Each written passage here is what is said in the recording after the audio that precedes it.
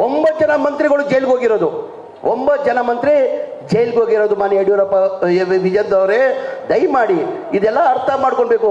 ಭ್ರಷ್ಟಾಚಾರ ನಡೆದಿರೋದು ನಿಮ್ಮ ಕಾಲದಲ್ಲಿ, ಬಿಜೆಪಿ ಕಾಲದಲ್ಲಿ ನಡೆದಿರೋದು. ನಮ್ಮ ಕಾಲದಲ್ಲಿ ಯಾವ ಭ್ರಷ್ಟಾಚಾರ ನಡೆದಿಲ್ಲ. ದಯಮಾಡಿ ಇದು ಅರ್ಥ ಮಾಡ್ಕೊಳ್ಳಿ. ಆಮೇಲೆ ಇನ್ನೊಂದು, ಕುಮಾರಸ್ವಾಮಿ ಅವರು ಬಹಳ ಸತ್ಯ ಹರಿಶ್ಚಂದ್ರಂಗೆ ಮಾತಾಡ್ತಾರೆ ಸರ್. ತಾವು ನೆನ್ನೆ ಹೇಳಿದ್ದೀರಾ.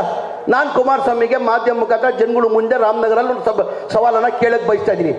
ಭಾಳ ಕುಮಾರಸ್ವಾಮಿ ಅವ್ರನ್ನ ಭಾಳ ಹತ್ರದಲ್ಲಿ ನೋಡಿರೋದು ನಾವು. 24 ಗಂಟೆಯಲ್ಲಿ 16 ಗಂಟೆ ನನ್ನ ಜೊತೆ ಇರೋ ನನ್ನ ಹೆಂಗೆ ಉಪಯೋಗಿಸ್ಕೊಂಡ್ರು ನಾನು ನಿಮ್ಮ ಮುಂದೆ ಹೇಳಕ್ಕೆ ಬಯಸಲ್ಲ. ನಾನು ಅದು ಕುಮಾರಸ್ವಾಮಿ ಏನಂತ ನಂಗೆ ಚೆನ್ನಾಗಿ ಗೊತ್ತಿದೆ. ಕುಮಾರಸ್ವಾಮಿ ಏನಂತ ನಂಗೆ ಚೆನ್ನಾಗಿ ಗೊತ್ತಿದೆ. ಕುಮಾರಸ್ವಾಮಿಗೆ ಒಂದು ಸವಾಲನ್ನು ಕೇಳಕ್ಕೆ ಬಯಸ್ತೀನಿ ನಾನು.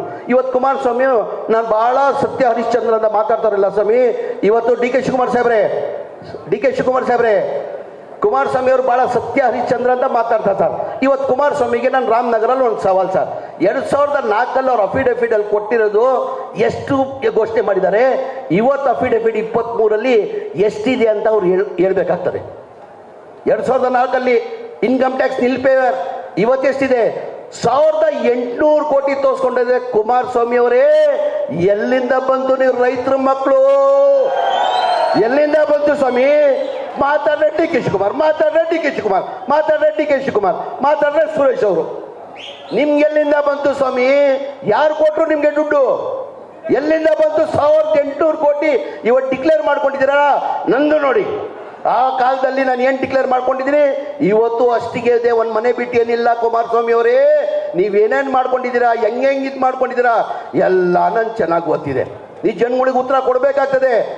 ಮಾತಾಡ್ರೆ ಡಿ ಕೆ ಶಿವಕುಮಾರ್ ಸ್ವಾಮಿ, ನಿಮ್ದು ಹೇಳಿ ಮೊದಲೇ 1800 ಚಿಲ್ಲರೆ ಕೋಟಿ ಹೆಂಗ್ ಬಂದಿದೆ ನೀವು ಹೇಳ್ಬೇಕಾಗ್ತದೆ. ದಯಮಾಡಿ ಜನ ಇದೆಲ್ಲ ಅರ್ಥ ಮಾಡ್ಕೊಂಡು, ಅವ್ರು ಬರೀ ನಾಟಕ, ಅವ್ರಿಗೆ ಸಹಿಸಕ್ಕೆ ಸಾಧ್ಯ ಆಗ್ತಾ ಇಲ್ಲ. ಏನಾರ ಮಾಡಿ ಈ ಸರ್ಕಾರ ಬೀಳಿಸ್ಬೇಕಂತಾರೆ. ಈ ಜನದಲ್ಲಿ ನಿಮ್ಮ ಸರ್ಕಾರ ಇದು ಬೀಳ್ಸಕ್ಕೆ ಸಾಧ್ಯ ಆಗಲ್ಲ ಕುಮಾರಸ್ವಾಮಿ ಅವ್ರಿಗೆ. ಅದೆಲ್ಲ ಹಳೆ ಆಟ ನಿಮ್ಮದು. ಈ ಆಟ ನಡೆಯಲ್ಲ. ಈ ಆಟ ನಡೆಯಲ್ಲ. ಡಿ ಕೆ ಶಿವಕುಮಾರ್ ಸಾಹೇಬರು ಸಿದ್ದರಾಮಯ್ಯ ಅವರು ಬಹಳ ಬಿಗಿಯಾಗಿದ್ದಾರೆ. ಏನೇನು ಮಾಡೋಕ್ಕಾಗಿಲ್ಲ. ಅವ್ರು ಮಾತ್ರ ಅಲ್ಲ, ನಾವೆಲ್ಲ ಇದ್ದೀವಿ. ನಾವೆಲ್ಲ ಡಿ ಕೆ ಶಿವಕುಮಾರ್ ಸಾಹೇಬರು ಸಿದ್ದರಾಮಯ್ಯ ಜೊತೆವಿ. ಕರ್ನಾಟಕ ರಾಜ್ಯದ ಜನತೆ ಅವ್ರ ಜೊತೆ ಇದ್ದಾರೆ. ದಯಮಾಡಿ ಅರ್ಥ ಮಾಡ್ಕೊಳ್ಬೇಕು. ಎಲ್ಲೋ ಒಂದು ಕಡೆ ನಾನು ಹೇಳ್ದೆ, ಅದಕ್ಕಿಂತ ಮುಂಚೆ ನಾವು ಭಾಳ ನಿರೀಕ್ಷೆ ಇಟ್ಕೊಂಡಿದ್ವಿ. ನಾವು 18 ಸೀಟಿಂದ 20 ಸೀಟ್ ಗೆಲ್ತೀವಿ ಅಂತ. ನಾನು ಎಲ್ಲರಿಗಿಂತ ಬೇಜಾರಾಗಿದ್ದು ಯಾವ ಗೆಲ್ತೀವಿ ಅವ್ರು ಸೋಲ್ತೀವಿ ಅಂತಲ್ಲ. ರಾಮನಗರಲ್ಲಿ ಡಿ ಕೆ ಸುರೇಶ್ ಅವರು ಸೋಲ್ಸಿದ್ದು ನನಗೆ ಭಾಳ ನೋವಾಗಿದೆ. ನಾನು ಸೋತಂಗೆ ಆಯ್ತದು. ಡಿ ಕೆ ಸುರೇಶ್ ಅವ್ರನ್ನ ಭಾಳ ಹತ್ರದಲ್ಲಿ ನಾನು ನೋಡಿದ್ದೀನಿ.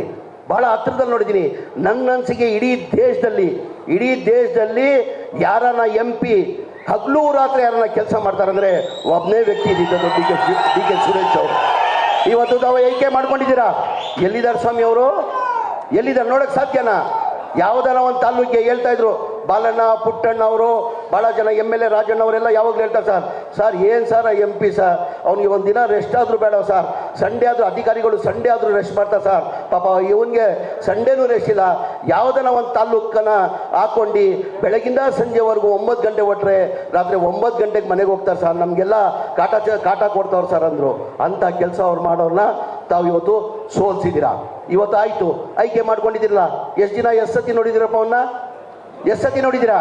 ನೋಡಕ್ಕೆ ಸಾಧ್ಯನಾ? ಏನಿದ್ರು ನಿಮ್ಮ ಕಷ್ಟ ಸುಖಕ್ಕೆ ಬರೋರೆ ಡಿ ಕೆ ಸುರೇಶ್. ಇದೆಲ್ಲ ತಾವು ಅರ್ಥ ಮಾಡ್ಕೊಂಡು ಸಮಯ ಇಲ್ಲ ಕಾಡಲಿಕ್ಕೆ ಭಾಳ ಕಾತರಿಂದ ನಮ್ಮ ನಾಯಕರಾದಂಥ ಶಿವಕುಮಾರ್ ಸಾಹೇಬರು ಮಾತು ಕೇಳಬೇಕಂತ ತಾವು ಕಾತರಿಂದ ಹಾಗಾಗಿ ಹೆಚ್ಚಾಗಿ ಮಾತಾಡೋಕೆ ಹೋಗಲ್ಲ. ದಯಮಾಡಿ ನಿಮ್ಮಲ್ಲಿ ಕೈ ಜೋಡಿಸಿ ಮನವಿ ಮಾಡಿ ಕೇಳ್ಕೊಳ್ಳೋದು. ನಾಳೆ ರಾಮನಗರಲ್ಲಿ ಅವ್ರು ಅಡ್ಡ ಕೇಳಬೇಕು. ನೀವು ಸುಮ್ಗಿ ಸಭೆ ಆದ ತಕ್ಷಣ ಹೋಗಿ ಮನೆಯಲ್ಲಿ ಊಟ ಮಾಡ್ಕೊಂಡು ಮಲ್ಕೊಳ್ಳೋಂಗಿಲ್ಲ.